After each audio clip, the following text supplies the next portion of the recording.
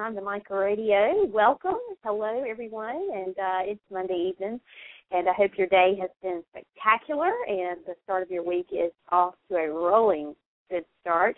And we're very, very excited tonight because we're bringing to you a guest that I think you're going to really enjoy hearing from. Our guest this evening is an author and screenwriter who has just published his breakout novel entitled Eviction Notice. We welcome Robyn Wyrick. Hello, Robyn. Hi, Dawn. How are you today? I'm very good. How are you? Oh, okay. Well, that's great to hear, and thank you so much for being with us. We really appreciate it. Yeah, I'm thrilled to be here, honestly. Well, I am thrilled because I love books and I love reading, and, of course, I've been in school for the last couple of years, so I do my fair share, but I love just getting a good book and sitting down, and especially if it's a page-turner, and so I'm really looking forward to this, and I'm always glad to, know that there's a new book out there to read. So I want to begin this evening by asking you what inspired you to become an author. Oh, well, I just like telling stories, really. I was, as a kid, I was in a very early group of people that were doing Dungeons and Dragons back in the late 70s, and so I would write game worlds for the kids that we'd play with, and game worlds back then, you couldn't actually make a profession of it, but these days people actually do. They write game worlds for all kinds of video games and stuff, and so I was kind of into that for a while, and then did that during my very young years, and then later on I started writing murder mystery parties. I don't know if you're familiar with a murder mystery party, but you get a bunch of people together. You have the murder mystery kind of cast, have various parts, and they solve a mystery, and that's really fun. I wrote about a half a dozen or more of those, and then finally I started doing screenwriting, and my first screenplay was a just abject disaster, but I got better, So I wrote Eviction Notice actually originally as a screenplay. I started it, and I got it to a point where it was feeling pretty good, and I sent it off to a screenplay reader. They have these people who read professionally, and they'll kind of give you notes and send back edit ideas for you. And while that was out to this fellow Billy Fox, who was reading it for me, I had a lull where I was ready to write something else, but I didn't have anything directly in front of me, and that was in 2009. And I thought, well, I can turn Eviction Notice into a novel because I've already got the entire story structure built, and that actually lent itself really well to turning into a novel because having the story structure like that, I feel like Eviction Notice is very cinematic. It really follows a very standard sort of arc of the building towards the climax, the first act, the second act, third act, that sort of stuff. And so I guess your transition from, the screenplay to the novel itself was not that difficult. I mean, I guess you had half the battle won, literally, by having it written, in its entirety. It's just, I guess, transition it into a different format per se. Exactly. How long did it actually take you to write? From the screenplay to the novel aspect. I guess the screenplay, because that is where you worked on it the most. Yeah. During the screenplay, so I started writing the screenplay, loosely. I didn't have a plan exactly where it was going. I was just trying to make a fun story, and originally I had ideas about, I thought it would be so much fun. I was in the process of trying to buy a house, and I was going through all the rigmarole of the legal papers that you have to deal with, and the stacks and stacks of pages. And I thought how funny it would be if somebody came along and just was like, humans, you're out of here. You've got to leave the earth. And then I thought about who it would be that would be really funny to do that. And I've always loved that character from the movie Harvey, that character Elwood P. Dowd, which James Stewart plays so brilliantly.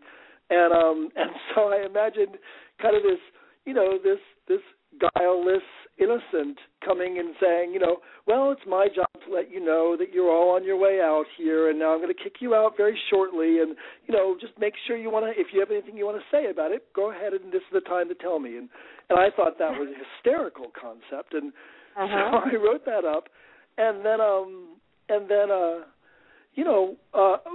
spent some time building, in screenplays and in plays, you spend a lot of focus on the dialogue, right? And so when I turned it into a novel, I really had the dialogue already worked out. I mean, I had almost every single good phrase anyway worked out, and putting it into a novel was really fun because of that. And it took about 2 months before I had a final, first draft. It took about the summer of 2009. I got a first draft that was only 220 pages, 230 pages, but and the final novel is about 320 pages. But it had all the meat, it had all the structure in it, and that made it really an easy entry point for me. And since then, of course, I've done a bunch more writing and really taken off with writing other screenplays and other fiction, and I'm right in the middle of that right now of writing the sequel to Eviction Notice, and that's really enjoyable. I can't give too much away, but there is a sequel, so that's at least something. That is awesome, and well, I'm just curious. So if I'm hearing you correctly, the whole concept or the whole inspiration behind Eviction Notice was, you were in the middle of buying a house, you just got fed up. And Jimmy Stewart, a great combination here, and the role he played. I mean, that's brilliant. And well, I have a question. Did you initially start out with the intention of being just strictly a screenwriter, and it kind of rolled over into this, authorship of writing novels, or did you at some point feel like that you would want to turn this into a novel, even before you knew you were going to? No, I had an idea for a screenplay. I started moving in that direction. But, I'm really a creature of my time right now, so, and it seems like what everybody can do right now, because of just the age we're in, is we can jump around from media to media, and that's what people do.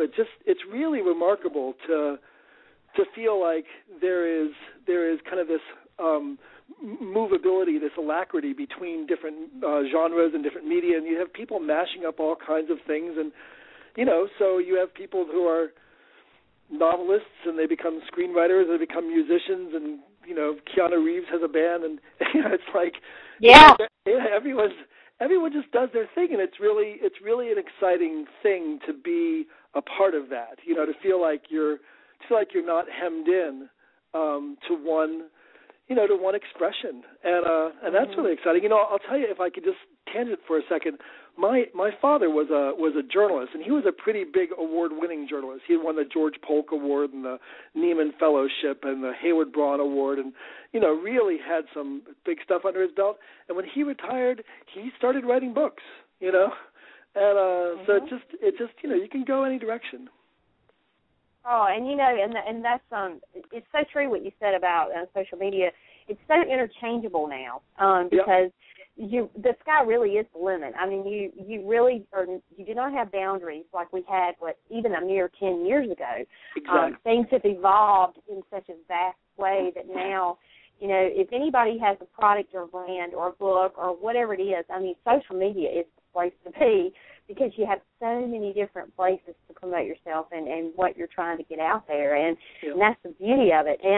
And so I love the fact that, as humans, we have options, unlike ever before, that we can do a myriad of things and really expand ourselves to a whole new level that we otherwise may not have ever realized that we could reach. So that's what's so incredible about social media and the way we're able to do that.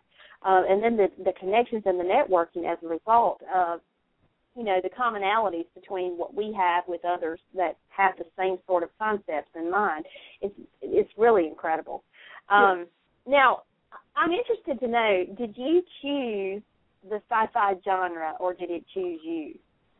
Well, I think that I think that I can't make that statement. I can't answer that question. My goal was to write something really fun, and I had this notion about being kicked off the planet, but frankly, it could have gone any direction at that point. I mean, character Arya that's in it, she's a classic fairy. She's an elf. She's this mystical fairy creature, and so I had that element thrown in there, and I had the original model that I had for Alloon, this kind of wise talking, fast talking con man. I was thinking about Groucho Marx. So there was really, it could go anywhere at that point. There's a chapter called Bang Zoom. I don't know if you've gotten a chance to read the book, but there's a chapter about that's called Bang Zoom where Alice, the character, literally gets in a flying vehicle and goes to the moon. And for me, that was from the Honeymooners. Did you ever watch that? I mean, I know it's really, really old. It was like my grandfather's television, But it was like just the idea that you'd have this character named Alice who goes to the moon. I was just like, it just cracks me up. So my goal was to write something that was fun, that would be, that would be moving, and so, there's other elements about it. Like I'm kind of playing up the parts of it that are fun, that were light, and that's really how it started. But the character Alice, when I started drawing her out, what I was really looking for was to see that hero, travel a great distance in terms of her character arc, right? So she goes from literally somebody who is at the moment of taking a handful of sleeping pills to being the hero of the story, and that's a great big distance to travel, and that's really fun. Like as a writer, it's really fun to make your characters go places. And so basically, I'm really mean to my protagonists, and I beat them up and send them through all kinds of stuff, and so whether it was going to be sci-fi or not, I didn't really care. I do know that in the sequel, there's a whole section that I'm right now wrestling with that I'm curious whether it's going to stay sci-fi at all, and whether it heads more in a mystical fantasy direction, and so there's lots of uncertainty and questions about this, which works for me because my story feels like a mashup to me, and because we've got Barnaby and Gary who get superpowers, and and they go through a pretty classic superhero arc, right? They've obtained their superpowers. They're trying to figure out what those superpowers mean. They're trying to understand their identity, and of course, they're all doing this as 17-year-old kids who have no clue what their lives are about, and it's really funny. Well, and that's one thing I have read excerpt from the book, and it just drew me in immediately, and the way the excerpt that I read, it was like from the very bang opening the first chapter, it's like, oh my gosh, you're just drawn into this whole setting of just all this stuff happening, and you can't help but keep reading because you're like, oh my gosh, and it's really interesting how you started the book. Talk about how you kind of arrived at the concept that you wanted to open the book that way. All right, so the book opens with kind of our heroes failing or seeming to fail, and the narrator, by I won't give too much away by saying this, but by page 6 the narrator is dead, and because it's first person omniscient, which is a really strange kind of perspective to use, but so when I was writing it, I originally started the story with the chapter Dooby Dooby Doo, where we start with kind of here's how it all began. And I got through to the end of the story, and I realized that I wanted something in the front of the story that was going to be having some more energy to it. And one of the main characters is a 8-foot-tall wolves-on strangle beast called Tyler, and I love the movie Fight Club. And so I was like, I need a Fight Club beginning that's going to be like, where you see what the end is, and then you start at the you start with the end, and then you do a flashback to start beginning the whole process, and you learn everything about it, and then you catch up to where they are, and then the rest of the story, you get to the climax of that. And so I was interested in doing something that would be fun like Fight Club. And there is no similarity between this book and Fight Club except for that piece, and of course the character named Tyler. But it's just you grab whatever touchstones you can and you run with them. It's really fun.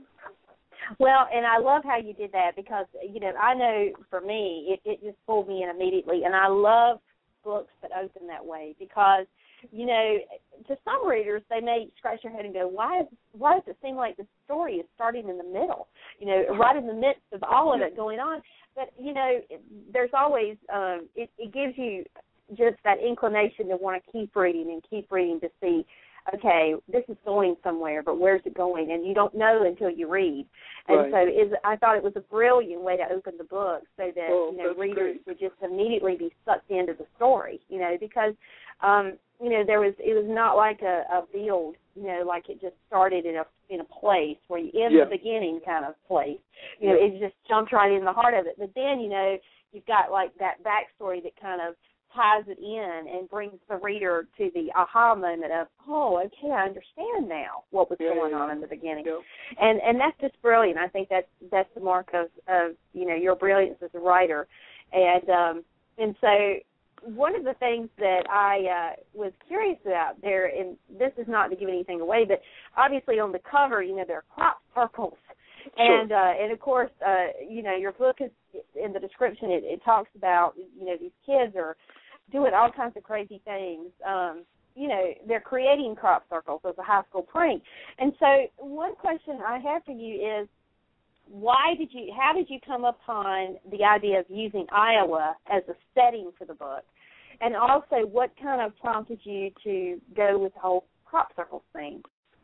Well, there were two different pieces that make Iowa the necessary location, and one of them is, you want this rural. So I wanted something that was going to make it so that there was this rural crop circle, attention, that we could have this mix up between Al Loon's crop circle and the kids, the pranksters' crop circle. So that was one piece of it. But then the other piece of it is that Alice lives in Boone, which is just adjacent to Ogden. Now these are real places, and I've visited them. They're really nice little towns, So Alice is the whole conceit of Alice's involvement here is that she's the first the first person listed on a voters list, and that the voters list is identifying who's the first voter in the election process for the United States, being the most powerful country in the world, and therefore the aliens think, well, she must be in charge. And so there's a whole section about how they're completely misunderstanding everything and thinking that she's actually running the place. And of course, from her point of view, she thinks, first of all, that she's lost her mind because she's literally got a handful of pills that she's about to drop in her mouth.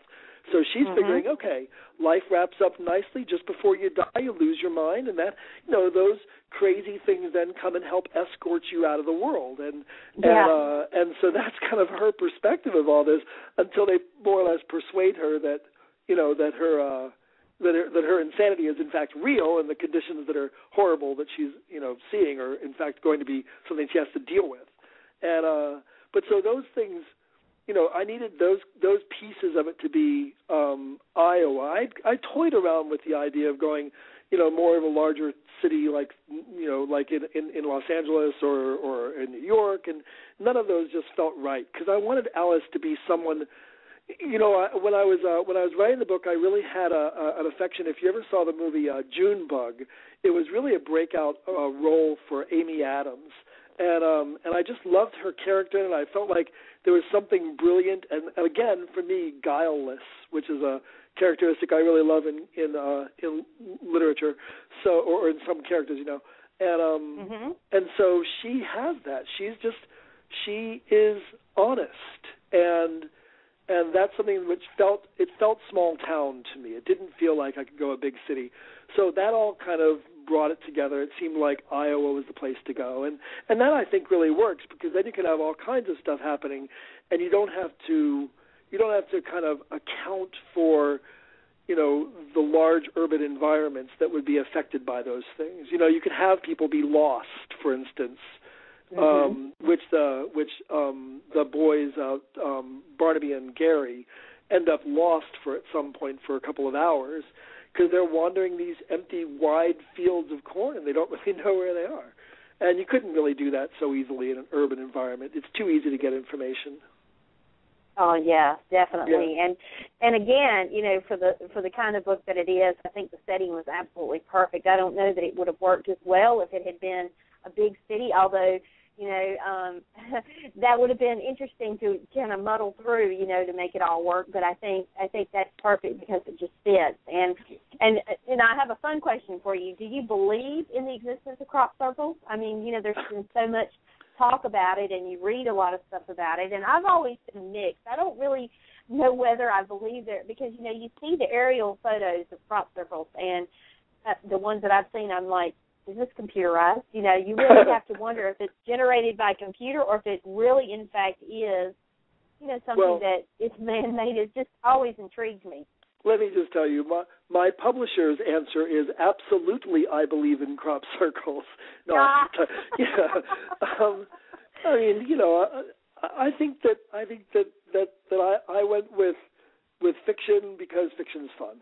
And and so I don't hold much stock to crop circles. I can't imagine that you know, the aliens would actually use crop circles when they could communicate by so many other completely direct means. And, but it was more fun to have, you know, to have this thing where their aliens are, you know, using these kind of odd tools to map out different forms of communication, and that's fun. You know, it's no fun if you just say, you know, the alien species is super advanced and we can't figure them out. Story over. Exactly. You know, it's like, you got to have something that's enjoyable. It's a story, you know. Just spin a yarn and try to get it to be silly. Yeah, and that's you know, I was kind of really impressed by a lot of the reviews you've received on your book, and one of the things that, you know, people seem to say a lot is that, you know, they point to the humor of the book and how, you know, it flows seamlessly, you know, along with the storyline, and, you know, and that it's just a fun, adventure-filled book, you know, that you will just really enjoy. And I can tell you, in the excerpt that I read, I was just, like I said, I was immediately sucked in, and I wanted to just keep reading, and also, you know, it just kept you engaged, your interest right off the bat, because you wanted to find out what is going to happen to these people. You know, obviously this is not a good scenario. You know, so, no, and I'll tell you, I didn't want to sacrifice the reality of the so all the people are sincere to their condition, right? So that's what you're trying to go for, and so all the comedy that happens with Alice is just her trying to figure out stuff, you know, and she's just, you know, sincere in her situation, whereas it's the situation that is ridiculous, and they keep having to manage how that is ridiculous to, you know, from person to person in the story, you know, but as the drama starts getting really dramatic, as the risks start becoming apparent, I think the story doesn't feel like a comedy anymore. I think it feels like just a big adventure. And I'll tell you, I'll be frank about it. I have the book on an audio book that when I play it in my car, when I get towards the climax and towards the end of what's going on and all the trauma that they have to deal with, I am in tears. And I said that sounds really weird because I wrote it, but like, I listen to this stuff, and these characters are they have so much going wrong, you know. So anyway, so you just, you know, it's a fun adventure. But I mean, if you look at, let me give you a good example of a thing that's got a lot of comedy is frankly Pirates of the Caribbean, right? You've got this story, this kind of a fairly epic story, and these people who are caught in it, but if you watch Pirates of the Caribbean just for the humor, there is tons of humor, and it goes right on through from the beginning to the end, you know. But that is a dramatic tale, and these people are sincere in their struggles, you know. So that's kind of the world that I was trying to create, was a story that was, you know, the people were struggling sincerely. If you've ever read The Princess Bride, you know, a lot of people have seen that movie, but actually the book of it is brilliant and funny and moving, and, you know, so anyway, so that's those are just some of the ways that I was trying to keep it, you know, genuine, right? Yes, and it's interesting that you noted, you know, that you listened to your book on audiobook, and that, you know, it drew you in, even though you wrote it and you knew how it was all going to unfold, but still it drew you in, and I think that's the mark of good authorship and also good story writing, because, you know, I know just from, I shared with you earlier that, you know, I'd written my own book, and I know in developing the characters in my novel, it's, you know, you either learn to like them, hate them. I mean, you just want to wring their neck as you're writing the story. And sometimes you want to embrace them because they're real because you're writing about them. Yeah. But then to go back and read it and see how it unfolds, you know, it does. And I feel like, well, you know, if I can like or dislike my characters, what are readers going to think? You know? Yeah. So it's always, I guess it's a good thing if the author can be inspired and also, you know, drawn in as well, because then, you know, you've done something right, you know? Yeah. And so I've mentioned this in previous conversations I've had with people about this book, but the, you know, it would be impossible to miss the fact that, you know, so my sister, Greta, had committed suicide back in 2002, and that was when I started writing the character Alice. And it just seemed, wow. I mean, I never put it together, literally never put it together until last year, that, like, I wrote this story about this suicidal woman having a better, you know, a better turnaround. And in the same year that my sister committed suicide, I can't, you know, so I know that there's, like, at the bottom of all the playfulness and joking around and stuff is the fact that life is difficult, you know, and it freaks people out, and you know, and so I felt like I needed a character that was honest about that was like affected by that, and I think Alice is. I think the other characters, you know, that are you know, less carefully drawn than she is, but I think that, I think that's what you try to do. Right? You try to write somebody who is, you know, who whether they're a funny character or a tragic character or whatever, but they're a genuine character, right? You're looking for that. Well, I'm you know, the book has just gotten so many rave reviews already, and I am so stoked. I can't hardly wait to purchase it so I can get it read in its entirety, because I can tell you what I did read. I was just, like I said, I was sucked in immediately, and I just wanted to go ahead and read the whole book to see how it all ends and how it all works out. But now in your sequel, is Alice going to be in your sequel? Well, I will tell you this. Yes, Alice is in the sequel, and Alice spends a good deal of time away from planet Earth. But I can't tell too many details because what happens in Eviction Notice is, you know, the question is, does the Earth survive, right? So, so I do want to mention that Alice spends a lot of time with Clayton and Tyler, and spends it mostly off planet Earth. Ah, okay. Well, we won't ask you to give anything else away because we want to be sure and read all about it. So, well, Robyn, thank you so much for being with us this evening. I have thoroughly enjoyed our conversation, and Eviction Notice, I can tell anyone listening, you need to get this book. It's going to be a great read if you want a fun read for, I would say, as a page turner to the point, you could probably read it in a couple of hours, maybe a day, because it's one of those you're just not going to be able to put it down. Well, thanks, Dawn. So I would, Robyn, you tell them real quick where they can purchase the book. You can purchase it online. You can order it through any of the major bookstores, but purchasing it online is the easiest way to do it. You can do it over at Barnes and Noble or Amazon or Powell's Books, and you know, there's a bunch of good online resources for it. Excellent. Well, thank you so very much, and we look very forward to the sequel when it comes out, and I would love to have you back on to discuss that when the time comes. And but in the meantime, best of luck to you on this book, and we will continue to promote it here for you as well. And when I get it read, I'm going to have a conversation with you and let you know how I like it and all this stuff. So thanks very much. Have a wonderful night. Thank you. You did the same. Take care, Robyn. Bye-bye. Bye-bye.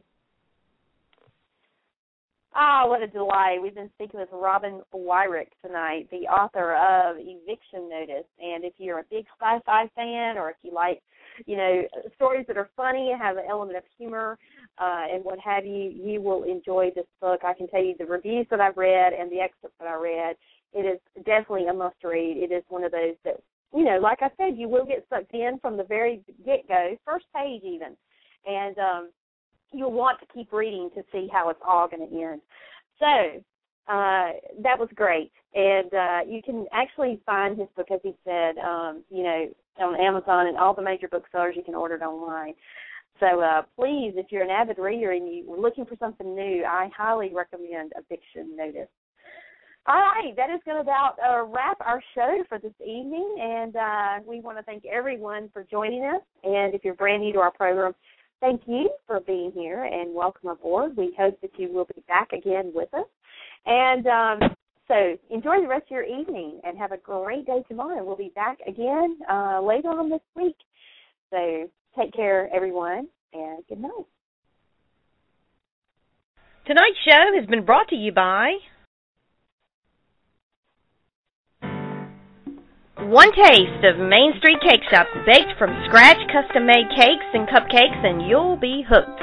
Every cake is made to order with only the finest and freshest ingredients. This is no ordinary bakery. Cakes are never pre-made. Main Street Cake Shop is in demand, having provided cakes and cupcakes for numerous prestigious events, bridal fairs, and venues. Owned and operated by April Murray, she has garnered many awards for not only her exquisite cake designs, but also for their incredible taste. If you're looking for a cake for any occasion, or cupcakes in a variety of flavors, then Main Street Cake Shop is the place. Visit them on the web at mainstreetcakeshop.com. Thanks for listening to tonight's show. You can connect to Behind the Mic Radio on Twitter at BT Mic Radio and on Facebook at Behind the Mic Radio. Check out our website at BehindTheMicRadio.com. Also, follow us right here on Blog Talk Radio, where you can stay up to date on all upcoming shows. Every episode is available for immediate download upon the conclusion of each broadcast and, as always, on iTunes. Thank you for joining us.